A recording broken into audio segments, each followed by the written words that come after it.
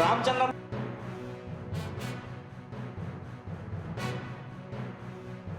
ಅಂತ ಹೇಳಿದ್ರೆ ಸಹಕಾರಿ ಆಂದೋಲನದಲ್ಲಿ ಕೆಲಸ ಮಾಡ್ತಕ್ಕಂಥದ್ದು, ಸೇವೆ ಮಾಡ್ತಕ್ಕಂಥದ್ದೇ ಒಂದು ನಮ್ಮೆಲ್ಲರ ಸುದೈವ ಅಂತೇಳಿ ನಾವು ಭಾವಿಸ್ತೀವಿ.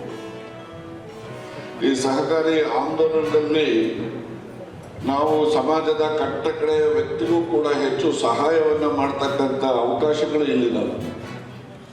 ಈಗ ನಮ್ಮ ಹಾಲು ಉತ್ಪಾದಕರು ಅಲ್ಲಿನೂ ಕೂಡ ಇವತ್ತು ಹಳ್ಳಿಗಾಡಿನಲ್ಲಿ ಆರ್ಥಿಕ ಚಟುವಟಿಕೆ ನಡೆಯುತ್ತೆ ಅಂದರೆ ಅದು ಹೈನುಗಾರಿಕೆ ಇಲ್ಲ.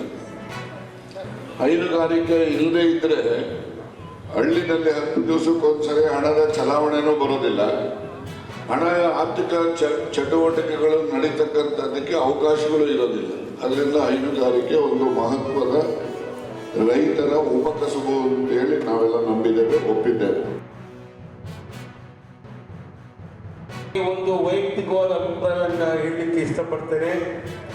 ಅವರು ಈ ಸಹಕಾರಿ ಕ್ಷೇತ್ರದಲ್ಲಿ ರಾಜ್ಯದಲ್ಲಿ ಅನೇಕ ನಮ್ಮ ರೈತರ ಪರವಾದಂಥ ಯೋಜನೆಗಳನ್ನು ರೂಪಿಸಿ ಸಹಕಾರಿ ಕ್ಷೇತ್ರದಲ್ಲಿ ಒಳ್ಳೊಳ್ಳೆ ಕಾನೂನುಗಳನ್ನು ತಂದು ಎಲ್ಲರ ಪರವಾಗಿ, ಬಡವರ ಪರವಾಗಿ, ಈಗ ರೈತರ ಪರವಾಗಿ ಅವರು ಅನೇಕ ಬದಲಾವಣೆಯನ್ನು ಸಹಕಾರಿ ಕ್ಷೇತ್ರದಲ್ಲಿ ತಂದಿದ್ದಾರೆ. KNF ನ ಅಧ್ಯಕ್ಷರ ಜಿಲ್ಲೆ ಇವತ್ತು ಹೈನುಗಾರಿಕೆಯಿಂದ ಇವತ್ತು ಏನಾರ ಅಗ್ರಿಕಲ್ಚರಲ್ ಫೇಲ್ ಆಯಿತು ಅಂದ್ರೆ ಏನಾರ ರೈತ ಸಕ್ಸಸ್ ಆಗ್ತಾ ಇದ್ದಾನೆ ಅಂದ್ರೆ ಇವತ್ತು ಹೈನುಗಾರಿಕೆ. ಆದ್ರಿಂದ ವಿವಿಧ ಒಂದು ಕ್ಷೇತ್ರಗಳಲ್ಲಿ ಇವತ್ತು ಸಹಕಾರ ಕ್ಷೇತ್ರದಲ್ಲಿ ಸಾಕಷ್ಟು ಆಯ್ಕೆಗಳಿದೆ. ಅದನ್ನ ರಾಜಣ್ಣ ಸಾಹೇಬರು ಮತ್ತಿದ್ರು ಹೇಳ್ತಾರೆ.